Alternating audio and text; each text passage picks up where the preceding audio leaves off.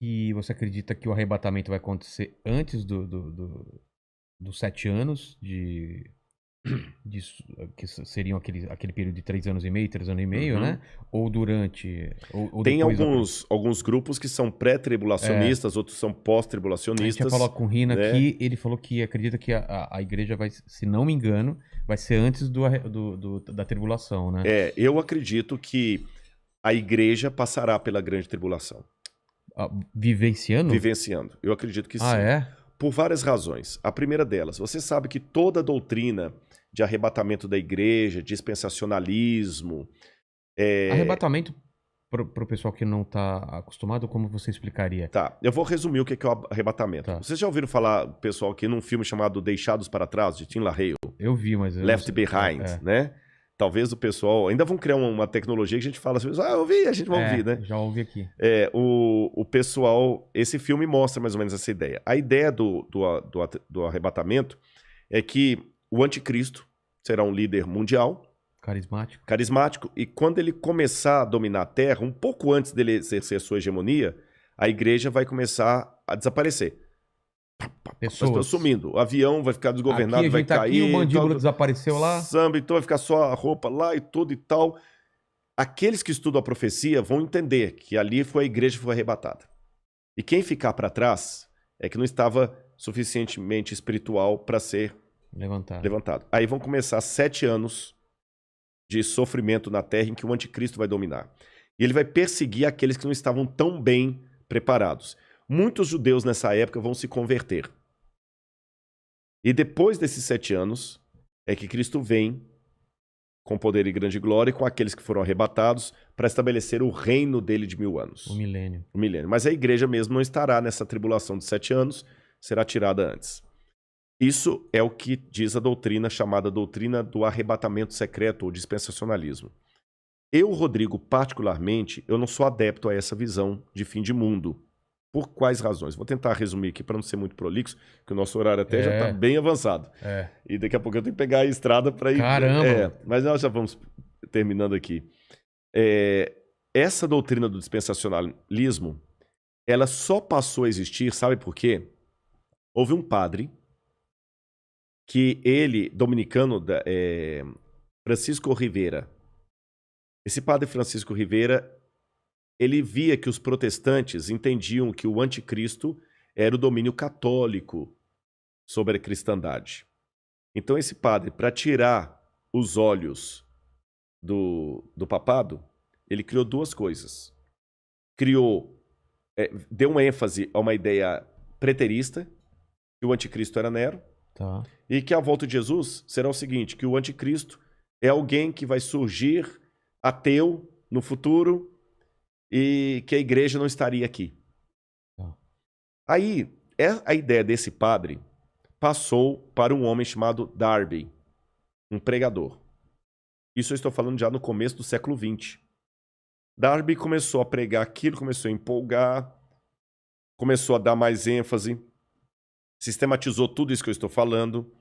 Aí veio, depois de Darby, veio Scofield e criou a Bíblia Anotada de Scofield, que se tornou a Bíblia de todos os protestantes. E na Bíblia de Scofield estava essa doutrina que ele aprendeu de Darby.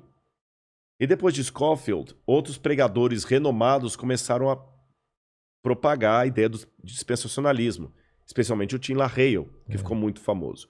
E isso hoje emplacou, especialmente no mundo evangélico, como sendo a visão de fim de mundo.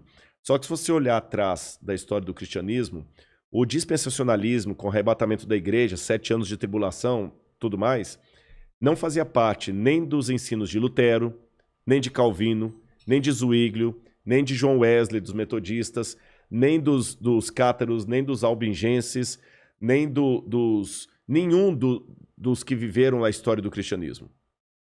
Dos protestantes, nem os cátaros, como eu falei, nem os valdenses, nenhum deles ensinaram isso. Nem a Igreja Católica ensinou isso. Se você for recuando mais, nem os pais da igreja ensinaram isso. Então, se fosse uma doutrina verdadeira, a gente tinha que admitir que é uma doutrina que ficou por 2000 anos. Vigente? Não, nem vigente. Inesquecida. ignorada. Ignorada. Porque em 2000 anos de cristianismo... Você falando dessa visão que foram os romanos Não, essa visão do anticristo como sendo alguém que vai vir, os 7 anos, a igreja arrebatada antes. Essa visão. 2000 anos, essa visão ficou completamente desconhecida do cristianismo. E veio à tona... Não tem nenhum autor cristão que fala dela.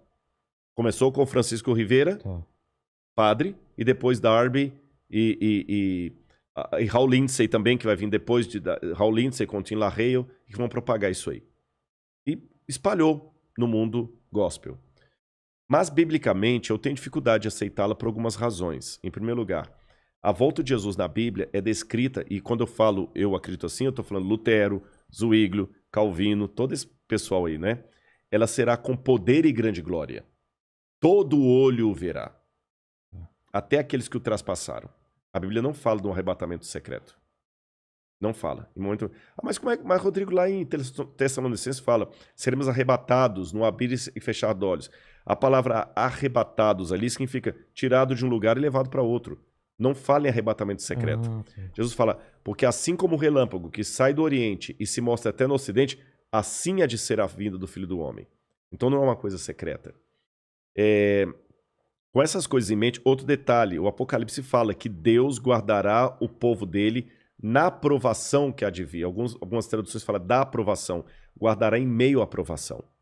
Tá certo?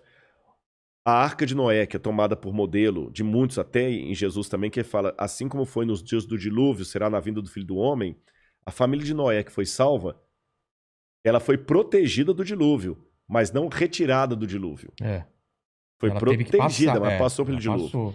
Então, com esses e outros elementos, que eu precisaria de mais tempo para decidir. Não, mas eu entendi a visão. Eu acredito que Jesus vai voltar com poder e grande glória depois do período da grande tribulação. A grande tribulação antecipa a volta de Jesus, porque Mateus fala, logo em seguida, a tribulação daqueles dias, fala da Idade Média, o sol escurecerá, a lua não dará sua claridade, etc, etc, etc, etc.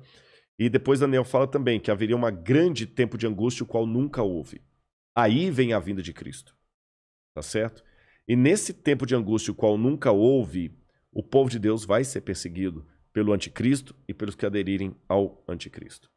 Eu não sei se eu estarei vivo nessa época, mas se eu estiver, eu peço a Deus que eu fique firme ao lado de Deus e você também. Amém. E a volta de Cristo é aquela esperança que acalenta o nosso coração. Está perto. Eu não posso dizer quão perto, mas está próxima. Você diz nossa geração. Nossa geração. Caramba. A única coisa que eu digo para não ficar marcando data é só uma atenção, e essa aqui é para quem é crente. Às vezes Deus tem profeticamente o tempo de cumprir uma coisa, mas por causa da rebeldia do povo dele, a promessa se estende e atrasa. Vou dar um exemplo. Quando o povo de Israel saiu do Egito... Era para ficar 40 anos? Não era para ficar 40 anos. Entendi. Então, se você tivesse conversando comigo na época que as pragas estivessem caindo no Egito e estivesse fazendo esse podcast... E aí? Lá em Mênfis, exatamente, e me perguntaram assim, Rodrigo, na sua opinião, a libertação do povo hebreu está próxima? Eu falo assim, olha, pelo que eu estou vendo dos indícios, o rio Nilo se tornando em sangue, os animais morrendo, está muito próxima a libertação do povo de Deus. E de fato estava, tanto é que na Páscoa eles saíram. Só que eles saíram do Egito, mas o Egito não saiu deles. Resultado, ficaram 40 anos morgando no deserto. Então eu te dou a mesma resposta. Olhando o cenário mundial hoje, a nossa libertação está muito perto. Eu espero que nós não precisemos ficar 40 anos vagueando no deserto por causa da nossa falta de fé, da nossa falta de compromisso com as coisas de Deus.